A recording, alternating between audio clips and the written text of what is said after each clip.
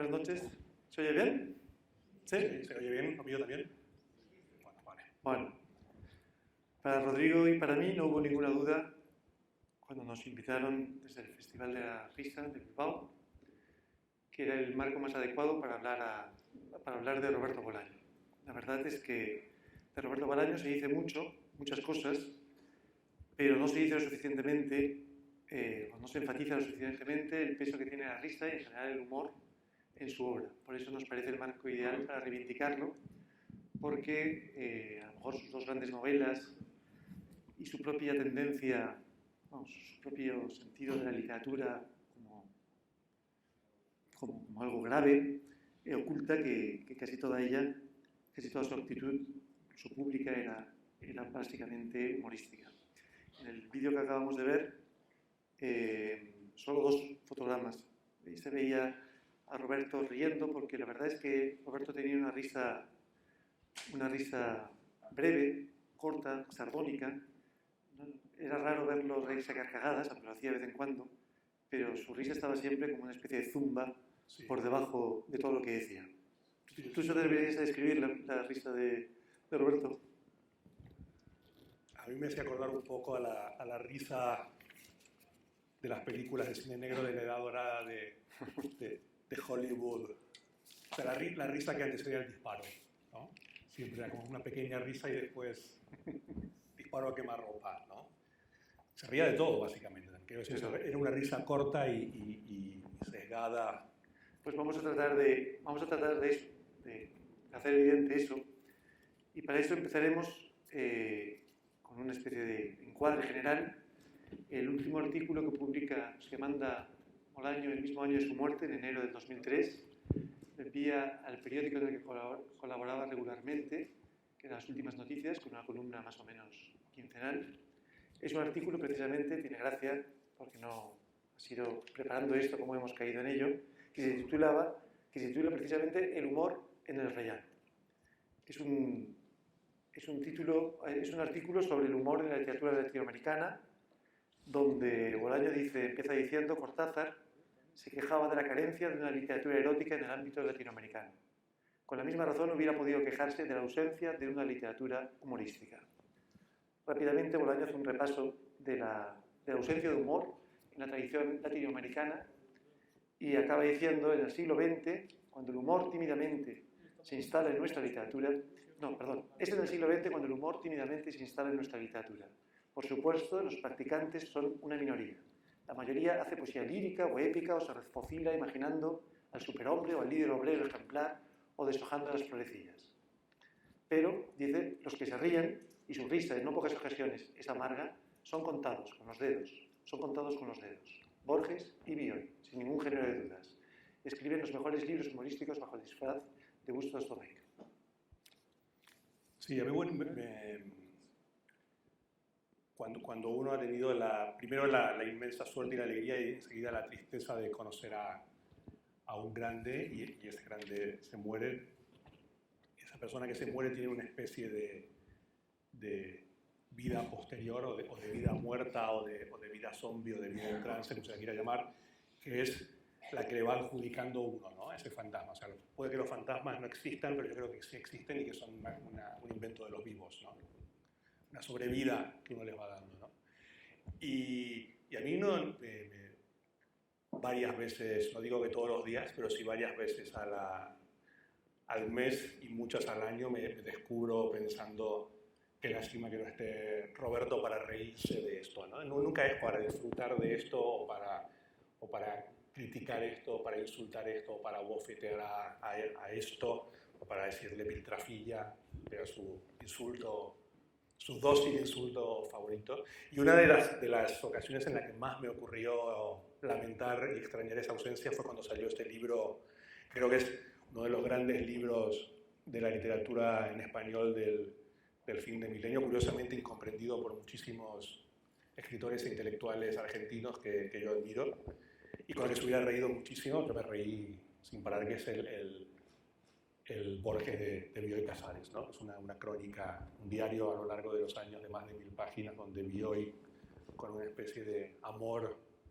clínico radiográfico boswelliano apunta a las conversaciones que tiene con Borges, y donde estos dos escritores básicamente lo que hacen es destruir todo a su alrededor con una especie de británica y flemática placidez, ¿no? En ese sentido, a mí me parece que Borges era, perdón, el error no es casual, que Roberto es muy argentino en ese sentido, ¿no? Me parece que él siempre se identificaba más con el humor argentino de los argentinos o de Borges. Pues que Bolaño siempre pensó, siempre lo dijo además, que Borges era el centro del canon de literatura en castellano, y sí, bueno, sobre todo. Esa frase famosa de él que me encanta, que dice que cuando se muere Borges es como cuando se muere Merlín. Camelot queda, que es el fin, comienza la decadencia y el fin de Camelot, que solo queda releer a Borges como forma de intentar detener este efecto. Pero sí es cierto que a mí me parece que el Borges y el Bioy de Bustos Domecq. Pero no solo el Borges y Bioy, sino el Borges mismo. Al hablar del humor de Bolaño, yo creo que Borges sirve mucho porque pasa lo mismo. Un autor, digamos, venerado, incontestable, al que se recuerda de muchas maneras, pero pocas veces se le recuerda a Borges como un humorista. Bueno, recuerdo, eso es fuera de Argentina. Me parece que en Argentina Borges uno pasa siempre... por humorista. Sí, quiero decir, yo tengo recuerdos muy simpáticos y muy agradables de mi infancia con un Borges muy presente, donde uno se lo cruzaba constantemente en la calle, era casi como... Y donde generalmente una vez cada 3 o 4 meses había una entrevista larga a Borges en algún programa de televisión y la gente lo sintonizaba para reírse en el mejor sentido de la palabra. Como personaje, claro, se inventó el género de la entrevista moderna y como si ya se sabía que Borges daba espectáculo como entrevistador. Pero la literatura de Borges es básicamente, digamos, no diría básicamente, pero digamos que tiene un centro de humor fundamental. Esto Naipaul en los 70, cuando la entrevista, en Argentina, en el año 73, en su apunte sobre Borges dice que toda la obra de Borges son chistes y juegos intelectuales y que él no puede entender cómo la gente se lo toma en serio. No lo dice despectivamente. Y además también yo creo que hay que abrir un poco la palabra humor, y creo que se vuelve algo más preciso, y también se podría casi rebautizar esta mesa, que es que el humor es alegría también, ¿no? Claro. Y que yo creo que la alegría de Borges es la misma alegría de Bolaño, que es la alegría de las personas que se ponen a escribir porque leen, porque les gusta mucho y son muy felices leyendo. Ahí discrepo yo. Creo que Bolaño es mucho más alegre que Borges. O sea, la alegría es que es un concepto bolañesco, y en Borges no veo alegría, veo el humor, pero no la alegría. Bueno, pero tal vez que eso tenga que ver un poco con el género, porque yo creo que la novela, quiero decir, el cuento humorístico es casi un chiste cerrado, digamos, y la novela puede contener la picaresca, puede contener una cantidad de vicisitudes, ¿no? Y que Borges renuncia a eso. Por eso. Sí, puede ser.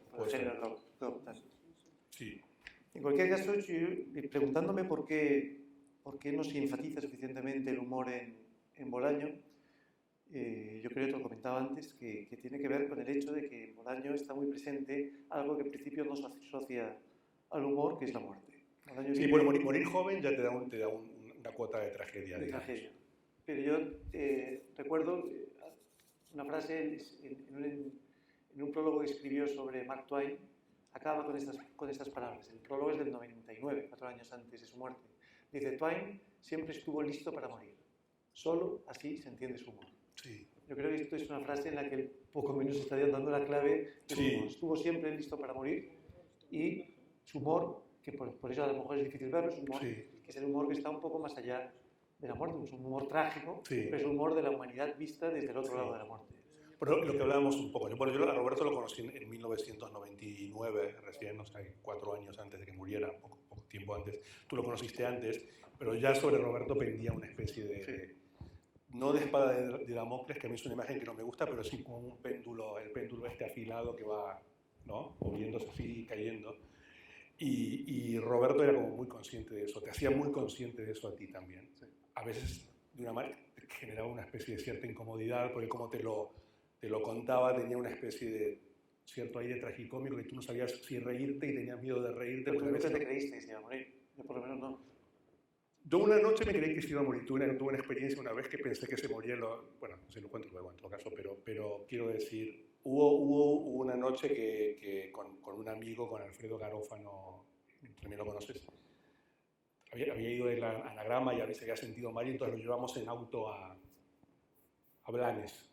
Y entonces yo adelante en el automóvil que conducía Alfredo Garófano, y era de noche, eran como las 8 de la noche ya.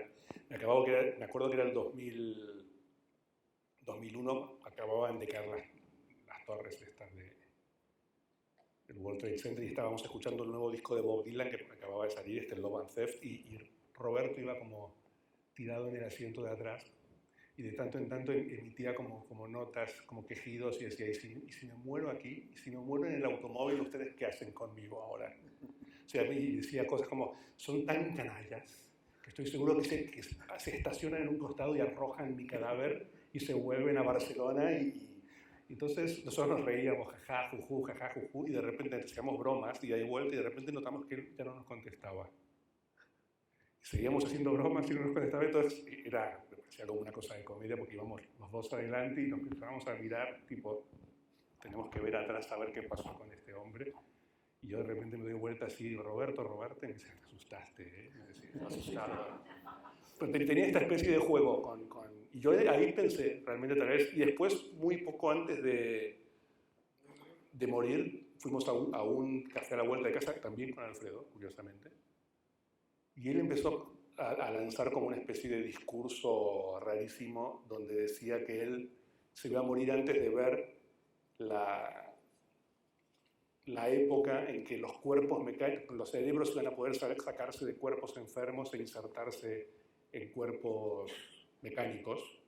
Y fue ahí donde él me contó el final de 2666, que no aparece, que será como Arturo Belano en el futuro y todo esto. Y también fue otro momento donde yo tuve...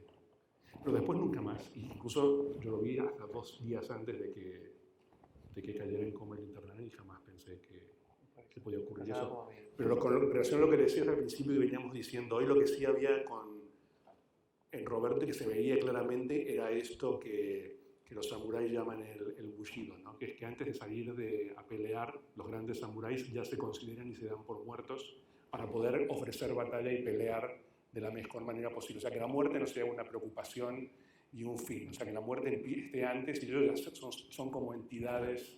Y él en más de una ocasión hablaba del escritor como samurái, ¿no? Por otro lado, también, tanto como la risa, en la obra de Bolaño está el llanto. Yo me reía con él muchas veces porque él comentaba, y a mí también me pasaba, que con la edad cada vez lloraba más. Y de hecho... Sí, eso nos pasa a todos. Sí, pero él se quejaba de que había llegado a un punto en el que por cualquier cosa lloraba. Incluso habíamos hecho ejercicio poniéndonos a llorar pensando en algo, sencillamente pensando en algo como un actor. No, el ejercicio de sacar lágrimas. Y yo recuerdo la reseña de su libro Putas asesinas, le mostré que en todos los cuentos hay un personaje que llora. Siempre está llorando. O sea, que el llanto parece inundar continuamente su literatura. Eso también yo creo que, a la vez que el sentido de la muerte, distrae el efecto cómico.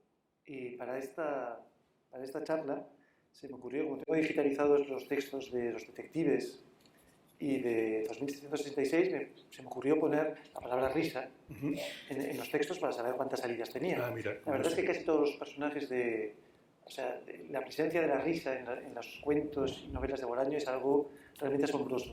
Pero lo realmente asombroso es como la risa está casi siempre mezclada con el llanto. Es decir, es una especie, siempre que aparece la risa, hay un contrapunto de llanto. Pero yo creo que eso es el privilegio, el don y la obligación de los grandes humoristas. Quiero decir que lo que proponen como gracioso puede ser inmediatamente... Ahora veníamos hablando, y yo le decía que, por ejemplo, un libro como Nocturno de Chile podría ser firmado, sin cambiar una palabra a un hipotético guión, podría ser filmado por Bergman de una manera y por los hermanos Coen de otra.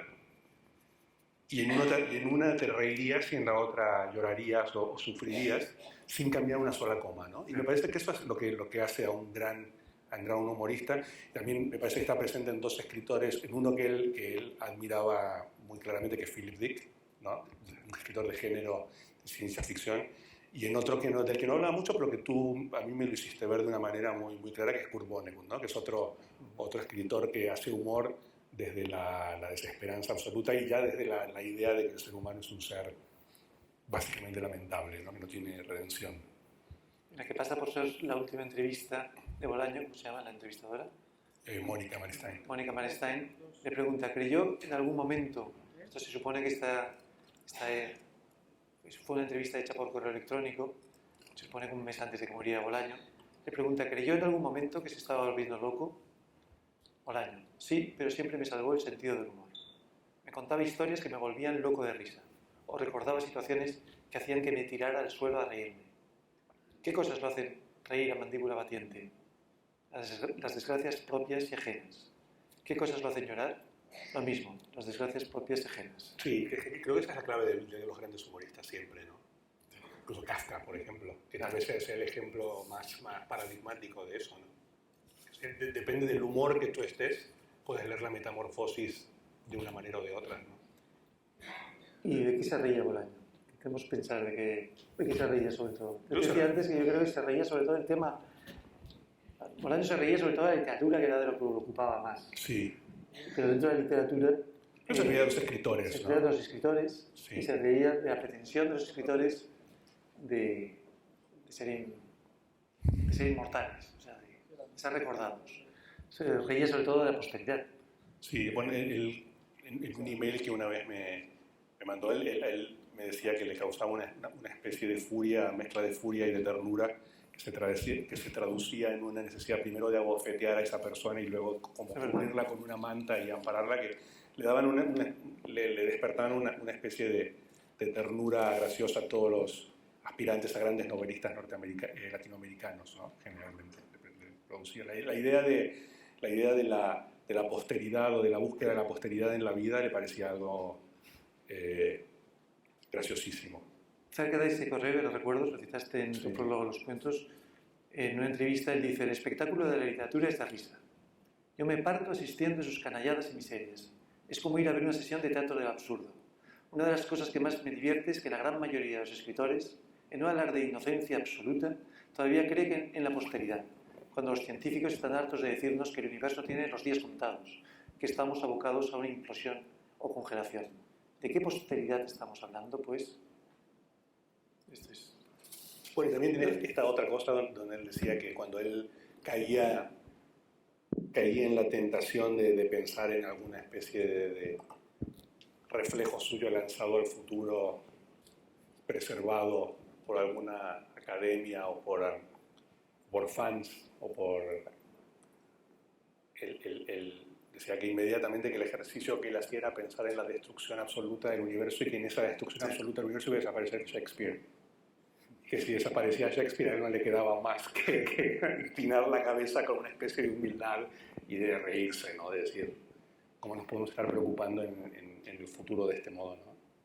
Decíamos también que la obra de Bolaño se puede leer también como una sucesión de chistes. De hecho, la primera novela que publica, creo que es la primera, ¿no?, que publica con Tony, Consejos de un discípulo. Sí. Es una novela, como saben, una especie de novela tarantinesca, que es una especie de thriller policíaco, delictual, que está escrito básicamente en clave cómica. Sí.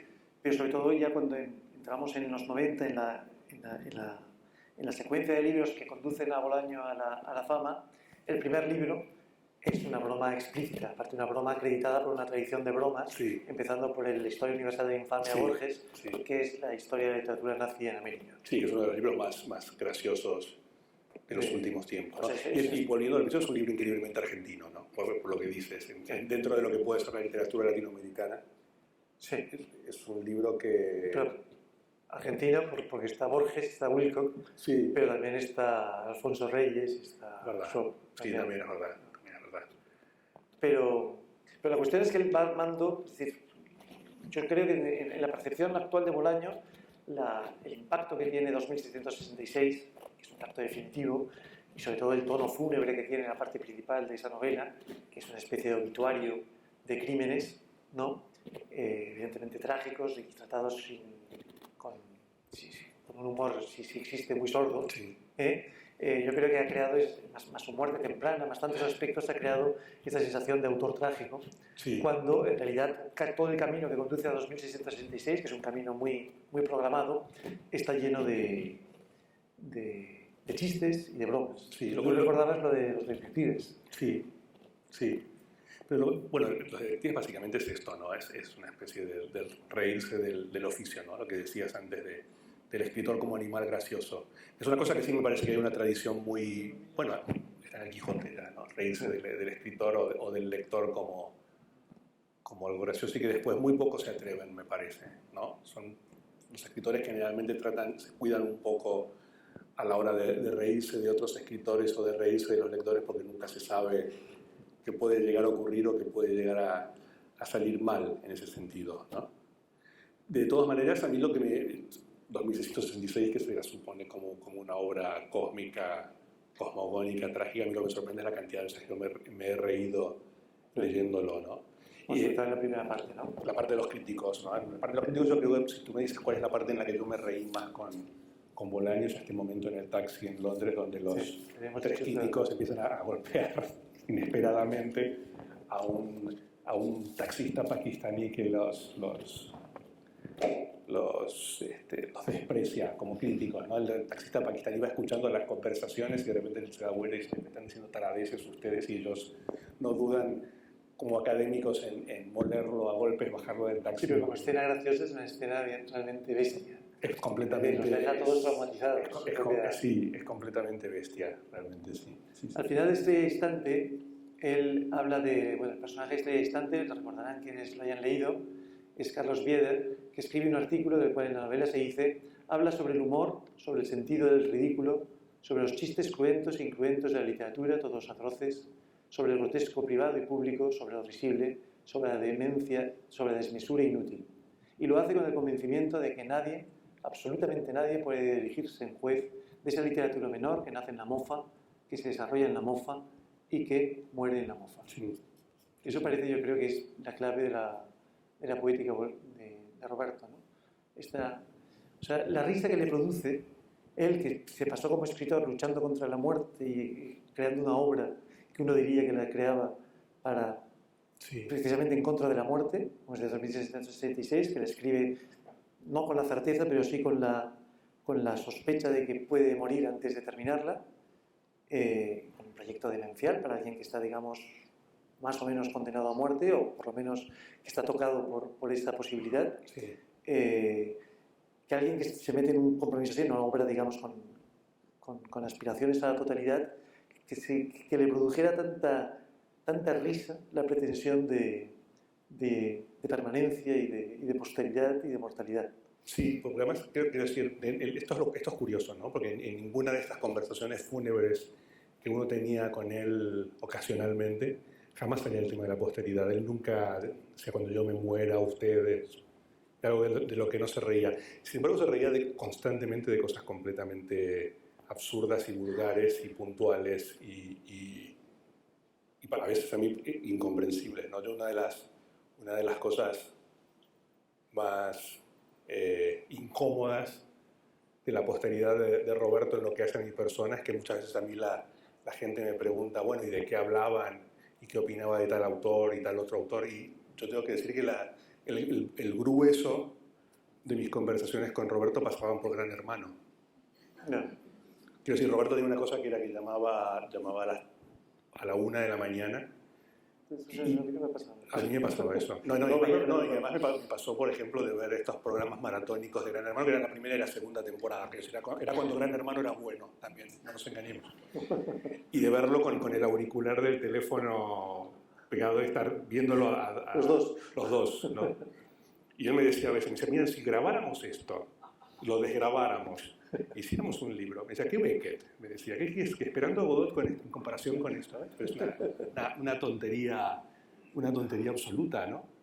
Tenía eso, ¿no? A mí lo que me sorprendía del sentido del humor de Roberto era que era un humor completamente gamberro, era como de colegio secundario, del que te encuentras en el patio del colegio secundario y se ven para aquí, ¿no?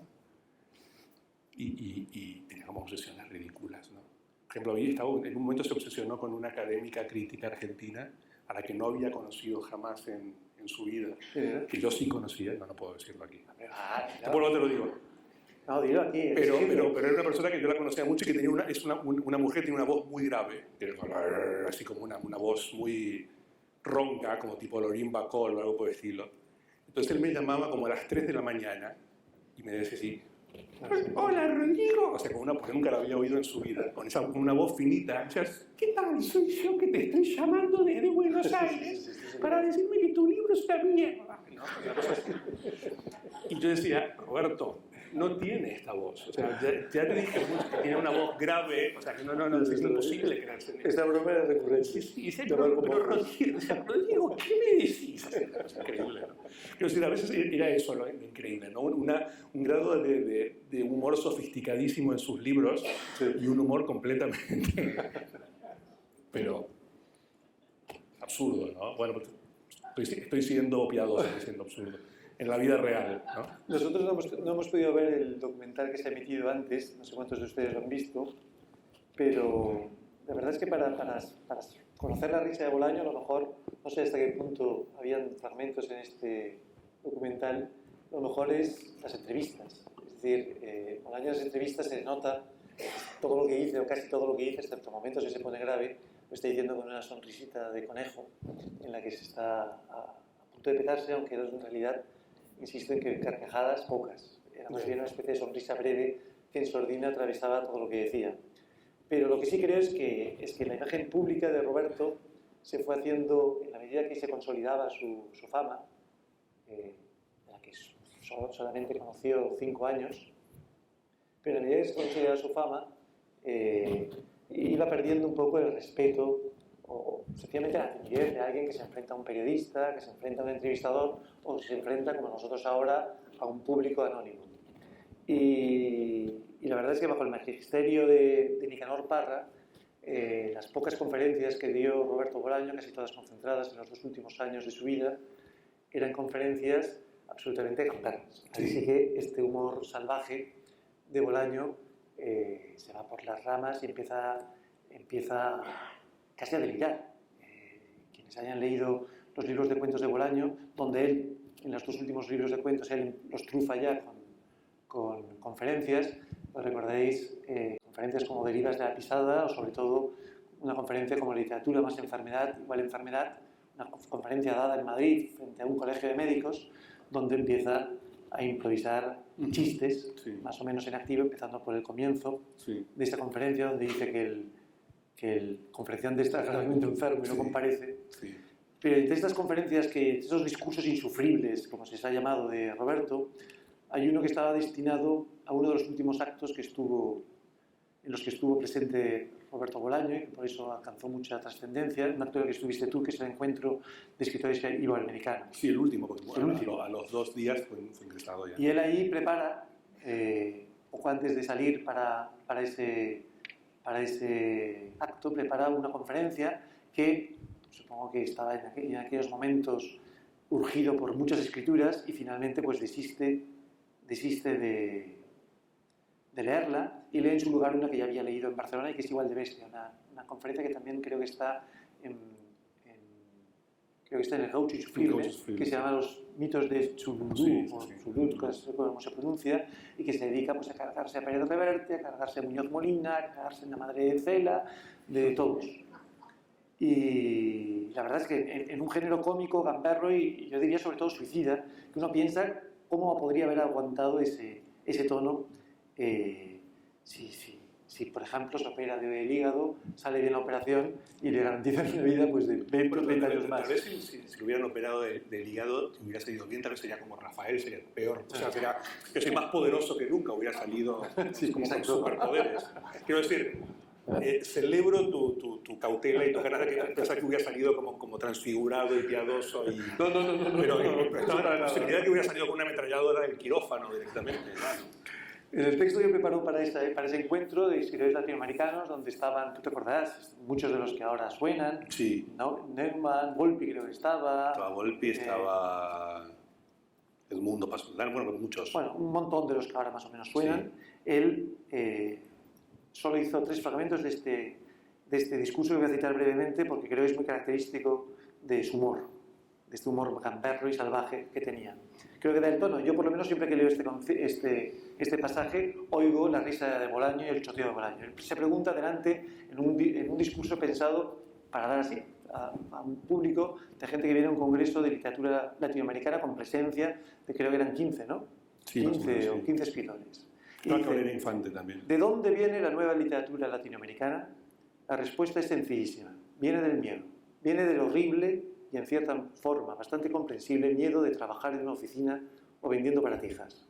Viene del deseo de respetabilidad que solo encubre al miedo. Podríamos parecer, pero para alguien no advertido, figurantes de una película de mafiosos neoyorquinos hablando a cada rato de respeto. Francamente, a primera vista componemos un grupo lamentable de treintañeros y cuarentañeros y uno que otro cincuentañero esperando a Godot. Espero que nadie me tome a mal mis anteriores palabras. Era broma. Lo escribí y lo dije sin querer. A estas alturas de mi vida ya no quiero más enemigos gratuitos. Estoy aquí porque quiero enseñaros a ser hombres. No es verdad. Era broma. En realidad me muero de envidia cuando os veo. No solo a vosotros, sino a todos los jóvenes escritores latinoamericanos. Tenéis futuro, os lo puedo asegurar. Pero no es verdad. Era broma. Y así sigue, rato y rato, haciendo una conferencia en la que todo el rato me haciendo salvajadas y diciendo que era broma. No, y además, ahora que mencionas el encuentro el gran momento bolañístico que todos los que estuvimos ahí lo recordamos, fue luego de que terminaron las ponencias y todo este tipo de cosas. Estábamos en la terraza de un hotel y viene muy a cuenta con el tema de la risa de Bolaño porque dijo, les voy a contar el mejor chiste que escuché en mi vida. Todo esto nos quedamos así y el chiste era, estoy parafraseando, pero era este. Y se encuentran un hombre y una mujer en el bar. No se conocen, son dos desconocidos. Entonces el hombre le dice, ¿cómo te llamas? Y ella le dice, Mirta. ¿Cómo? Mirta. Y él le dice, ¿vamos a follar? Y ella dice, pensé que no me ibas a preguntar nunca. Fin del chiste. Entonces contó este chiste como el mejor chiste que ha habido en su vida y todos nos quedamos así como mirándolo. Y dice, ¿no lo entendieron? Dice, os lo voy a contar de vuelta. Dos desconocidos, un hombre y una mujer, se encuentran en un bar. El hombre dice, ¿cómo te llamas? Y ella dice, Mirta. El hombre dice, ¿vamos a follar? Y ella dice, pensaba que no me ibas a preguntar nunca. Todos nos quedamos mirando así, siguen sin entenderlo, os lo voy a contar de vuelta. Y lo contó 25 veces, pero juro, 25 veces, idénticamente, y a partir de la vez número 5 nos partíamos todos de risa. Y decía, veo que lo van entendiendo. No, decía, veo que lo van entendiendo, pero dice, pero no es suficiente. Un mecanismo clásico. No, dice, pero veo que no es suficiente. Os lo voy a contar de vuelta a ver si terminan de entenderlo realmente bien.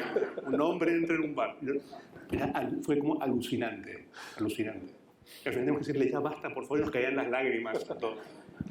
Ahora, yo recuerdo eso, que los chistes que le hacían gracia no me hacían ninguna gracia. Bueno, y las películas que le gustaban tampoco eran buenas, ¿no? Y los chistes del final de Los Detectives Salvajes, bueno, está toda esta secuencia. Eso decíamos, ¿no? Es al final, pero es al final, ¿no? Donde está todo. El mexicano de la bicicleta y todo. Sí, pero esos son los escritos. Sí. Pero hay un momento en que están continuamente como contándose. Bueno, es una de las pocas novelas de la literatura latinoamericana que termina en chiste. Sí. No es que termina con un chiste, termina en chiste. Después de todo lo que ocurrió y de la muerte de Cesárea Tinajero y qué sé yo, de un tiroteo pequín-pañano y todo, se pone a contar chistes, ¿no? Que pasan algunas cosas. En algunos yo me acordaba hoy, si había alguna otra, y pensaba en Adán Buenos Aires de Marechal también, que termina con un encadenamiento de chistes. Pero es cierto que muchísimas de las cosas que a él le causaban muchas gracias no eran graciosas, pero se volvían graciosas a través de él, ¿no? Y me parece que también, otra cosa que hablábamos cuando hablabas del humor de Roberto y de las conferencias, es que gran parte de su literatura para mí, tal vez por la urgencia y la velocidad contra la hipotética muerte que probó ser cierta, tienen mucho de la cadencia del stand-up comedian y del humorista, ¿no? Cuando lo vas leyendo. Hay como una especie de efecto de inmediatez que tiene algo de los beatniks también y del humor de los beatniks, una cosa juvenil, que yo también creo que por ahí pasa mucho el enganche de los jóvenes, pero también una cosa como de lanzado al abismo y de carrera que creo que es el humor del coyote y el correcaminos también, ¿no? Del coyote que sabe que nunca va a atrapar al correcaminos y le va a caer la roca y el producto marca Acme no va a funcionar nunca, ¿no? Me parece que hay como una especie de patos gracioso o de slapstick o de comedia física, ¿no? Eso está muy claro también. Yo tenía por aquí apuntado que Pere Farrar, muy tempranamente, en el prólogo de los Prados Románticos, que creo es del 98, 99, dice, buena parte, la verdad es que leída hoy resulta admirable, como siempre con Pere Farrar, que es un crítico impresionante, decía, buena parte de los textos de Bolaño, en prosa o en verso, parecen y son una broma, pero una broma refinada y compleja, de significación polivalente, que puede desvelar el en vez de los hechos y dejarnos súbitamente sobrecogidos al mostrar, tras lo absurdo o tierno, el fracaso y la inmolación de una generación de jóvenes que quisieron hacer la revolución o el latir insurrecto de las pulsiones atávicas tras la rutina sórdida del vivir acorralado en las esquinas, desde las que día a día el orden o el desorden íntimos impugnan el orden o el desorden exterior. Es verdad. La verdad es que es una apreciación impresionante, además al frente de un libro de poesía, que no es especialmente cómico, como los Prados Románticos. Sí, y otra cosa que también conversábamos hoy, que me parece que si bien Roberto es un escritor latinoamericano sureño, digamos, del sur, ¿Por qué sureño? tirando a lo argentino, chileno, bueno, pero me parece que también su paso por México no, como atestigua su obra narrativa y su ficción, pero me parece que hay una cosa en el humor mortal y cadavérico y el Día de los Muertos y la felicidad ante la muerte que está muy, muy, muy presente también, ¿no? Sí, la queja de la risa de la calavera, sí, ¿no? La risa realmente. que se ríe detrás de la muerte. Sí. Es un poco lo que Valle Inclán, cuando teoriza sobre Esperpento, dice que el Esperpento es la risa de quien ha atravesado la frontera de la muerte. Pero me parece que además esto es curioso, ¿no? Porque me parece que no es una cosa tan mexicana, sino extranjeramente, quiero decir que es algo que afecta a los extranjeros que pasan por México, más que a los mexicanos, los escritores mexicanos en sí. Me parece que se da una especie de producto extraño ahí, ¿no? De mutación rara, ¿no? Sí. ¿Tú que has escrito mantras? No, bueno, pero más allá de eso, que también está en Bajo el Volcán, está en todas las películas, en este lugar común de México como punto de fuga o lugar a donde salir corriendo, riendo carcajadas y dando tiros al aire, ¿no? En el cine norteamericano o en la novela negra, ¿no? O sea, una de las cosas también cuando yo hablaba al principio de que lamentaba mucho la ausencia de Roberto a la hora del Borges de Villoy, y también compaginando con lo que decías de que uno llora cada vez más. Yo el otro día, entre lágrimas, viendo el último episodio de Breaking Bad, decía Roberto, le hubiera encantado Breaking Bad, ¿no? Qué lástima que se perdió esa serie, porque es como completamente bolañesca, ¿no? Todo lo que le gustaba. Y que también es muy mexicana, ¿no? Está llena de la cosa fronteriza y de pasar de un lado al otro y de... Bueno, de hecho, me acabo de dar cuenta en este momento, el protagonista de Breaking Bad es un tipo que tiene la espada de la enfermedad, ¿no? Sí. Que es, o todo lo que hace lo hace porque piensa que se va a morir. Lo hace, o sea, en lugar de volverse escritor, se convierte en traficante y fabricante de drogas. Es un pequeño detalle, una pequeña diferencia, pero bueno, básicamente es lo mismo porque me consta que hay mucha gente adicta a los libros de Roberto Bolaño, así que no hay problema. Al frente de Putas Asesinas, el penúltimo libro de relatos, él coloca una cita de Horacio que dice: cualquiera que sea la queja, la demanda acabará en risas y tú te irás libre de cargos. Sí. Esta también parece otro epígrafe, otro de los muchos que pone Bolaño, en el que la risa parece que absuelve a todo lo que ocurre a sus personajes, a la propia gravedad de todo lo que cuenta. Sí, a mí una de las cosas que cada vez a medida que van pasando los años, yo ahora tengo la edad que tenía cuando murió Roberto, ¿no? O sea, yo antes era 10 años más joven y ahora lo alcancé y tenemos la misma edad. Es una sensación curiosa, ¿no?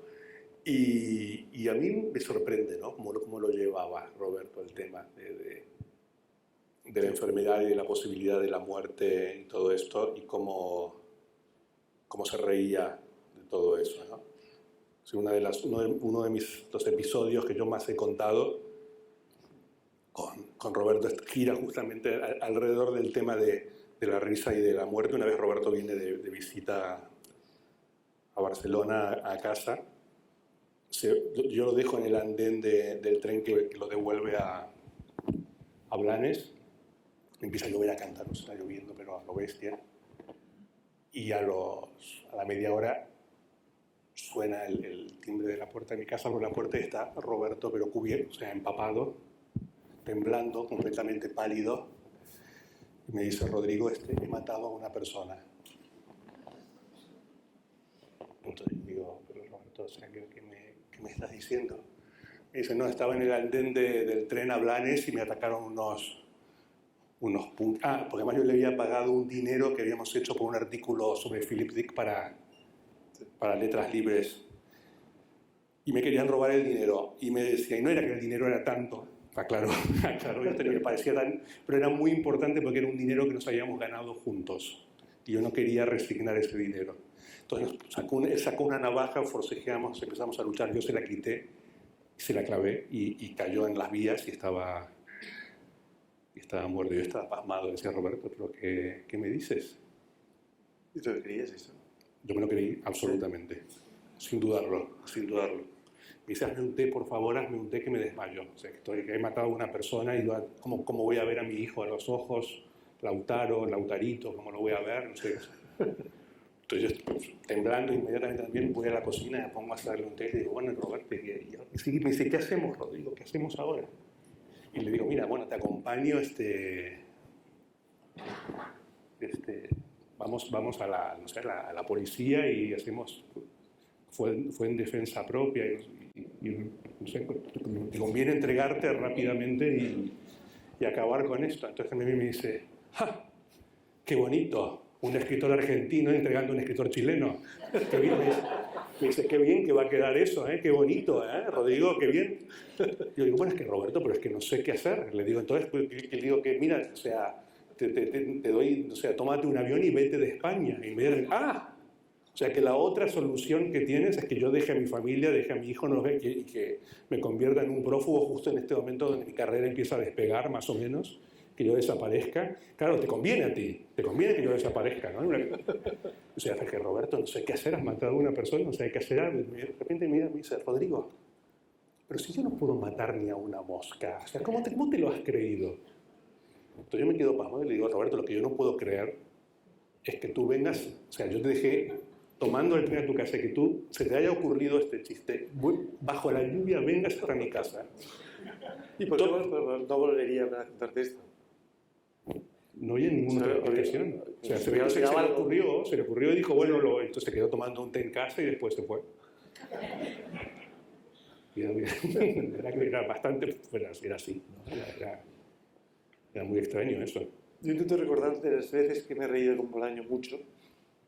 La verdad es que recuerdo más su risa que de lo que nos reíamos, pero ahora de pronto mientras contabas esto me he acordado de que cuando ya empezaba a ser un poco famoso, en Blanes le pidieron que hicieran el pregón de las fiestas del pueblo.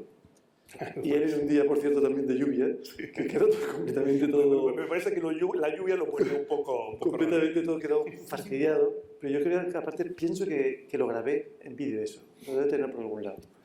Pero él leyó el pregón, lo leyó con toda seriedad, además estaba muy contento y se sentía súper orgulloso.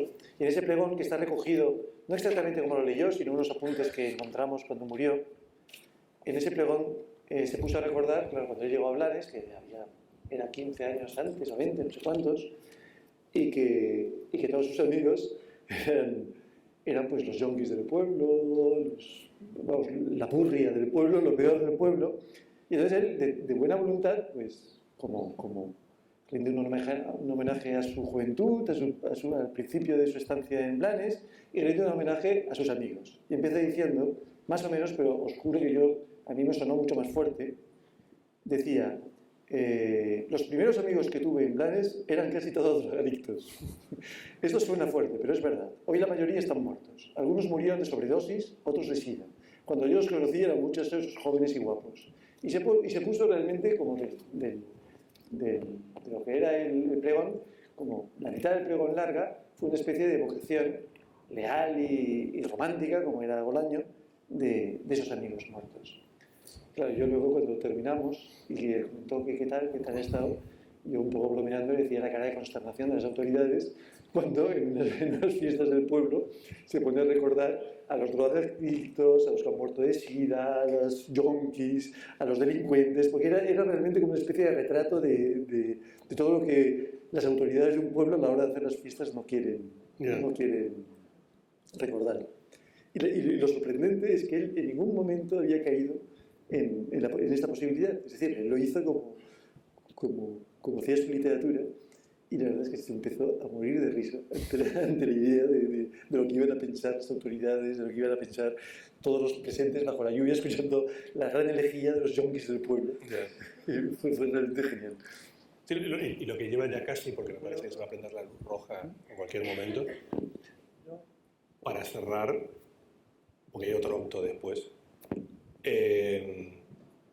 queda pensar qué pensaría él de su posteridad, ¿no? De su vida fantasmal, ¿no? Que es bastante curiosa, ¿no? Porque hay una especie de ley no se prendió todo bien, no regimentada, pero que es casi siempre, que se cumple casi siempre, que es cuando un escritor muere, desaparece por un tiempo y después tal vez vuelve, ¿no?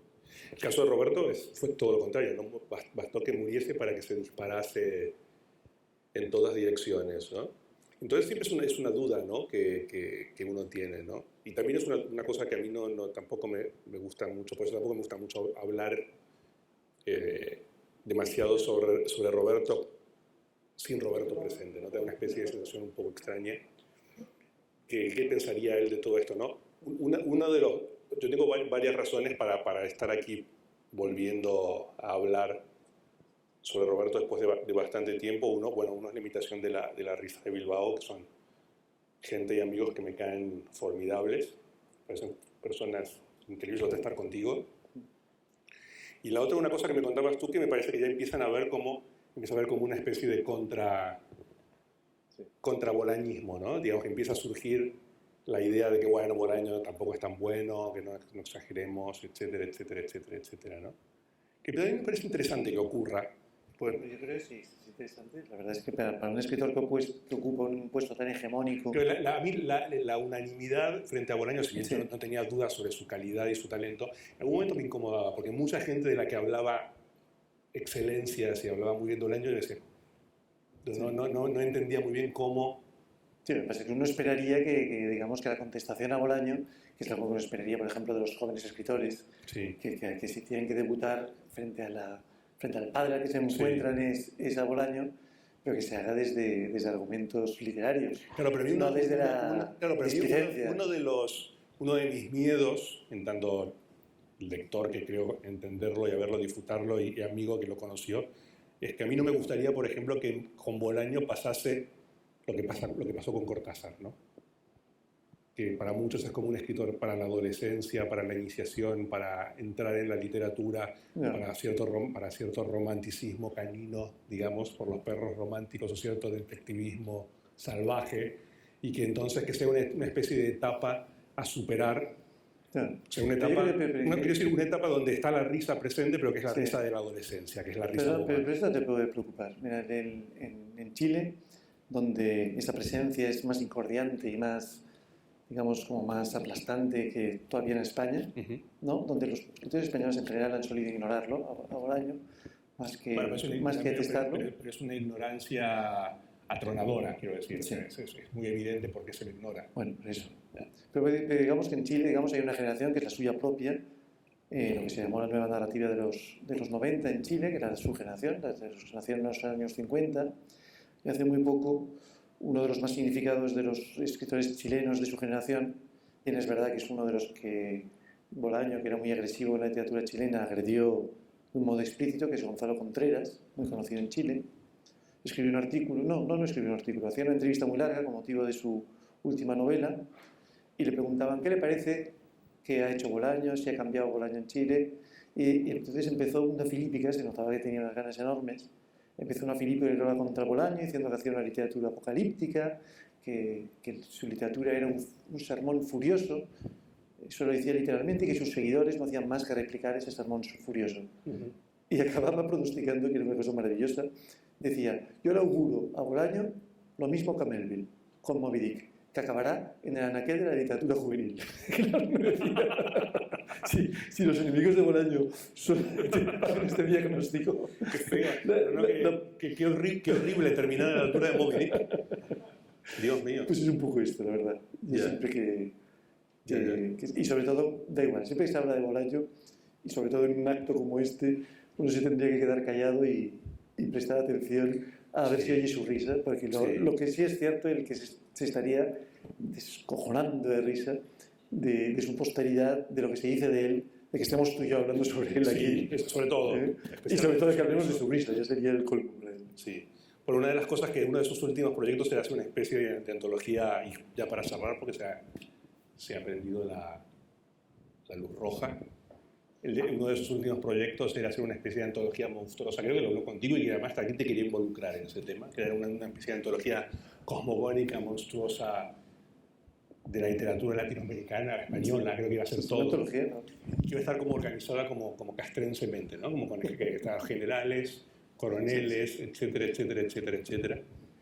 Y él decía que y todos los mediocres y todos los que no valen nada iban a tener lugar en la antología, pero iban a ser miembros de la Cruz Roja. Decía que ni siquiera, que no eran dignos ni siquiera de salir al combate, pero que los iban a atender a todos los otros, que yo creo que era sargento, también tengo que aclararlo, que no era muy alto mi rango. Pero... Esto es muy típico de Bolaño. Hemos empezado recordando el último artículo que escribió en su vida, que era un artículo dedicado al humor en la literatura, y el primero que escribió en su vida, el primer artículo que escribió por encargo de un periódico de Gerona, que cuando empezó a ser levemente conocido, el periódico local de Gerona pues le pidió una columna de opinión que, curiosamente, siempre me parece una ironía, sobre todo porque Bolaño discurrió siempre sobre los escritores olvidados. La tenía al lado de José María Gironella.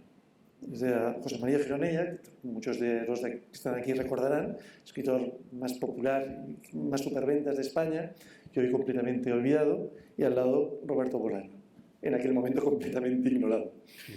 Y el primer artículo que escribe Bolaño se llama La Banda, y es un artículo en el que dice que si a él le pidieran atracar un banco, una locura, el primer artículo, que elegiría a poetas.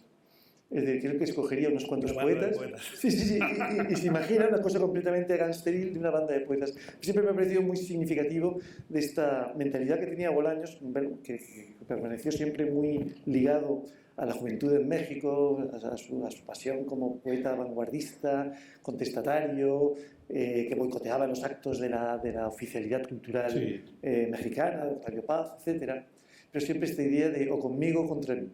Esta idea de que el mapa literario era una cuestión de bandas. Y eso sí, había una exigencia de él en cuanto a estar de su lado. En ese sentido, me parece también que dos de los títulos de él, Los perros románticos o Los detectives salvajes, a mí siempre me di cuenta de que el verdadero título de ambos libros es Los perros salvajes y Los detectives románticos. Me parece que están mezclados. Y hablabas, ya para terminar, porque tenemos que irnos, me parece que tenemos el pregón de Blanes, tenemos las conferencias de Bolaño, y creo que lo que nos quedó pendiente es el discurso de aceptación del premio Nobel, que yo creo que hubiera sido desopilante, realmente. Te toca escribirlo a ti. No. ¿Cómo hubiera sido? Y yo creo que hubiera sido... Creo que el discurso de aceptación del premio Nobel, y para cerrar ya casi, Roberto hubiera estudiado muy detenidamente los discursos de Paz, de García Márquez y de Vargas Llosa, y hubiera hecho algo con eso terrible, me parece. No sé. Por ejemplo, esa cita de Vargas Llosa de que la mujer le hace las maletas y todo esto, Roberto podría haber hecho una fiesta con ese tipo de cuestiones. Y me parece que eso es más o menos todo. Uno siempre se viene a estos actos y se va esperando que la verdadera función y el verdadero motivo de todo, más allá del placer de hablar sobre un amigo con un amigo y viceversa, sea que la gente vuelva a los libros, que es donde finalmente están los escritores y donde está Roberto, y que, bueno, muy gracioso, ¿no? Me parece. Pues no sé si quieres decir algo más. Nada más. Muchas gracias. Bueno, creo que, y para terminar, me parece que Hoy veníamos hablando con Ignacio y surgió la frase "el que ríe último ríe mejor", y me parece que es perfecta para el escudo de armas de Roberto Bolaño. Me parece que estaría ni que pintada allí. Sí, para la tumba de Bolaño. Sí, exactamente. En medio del Mediterráneo. Pues nada más. Gracias.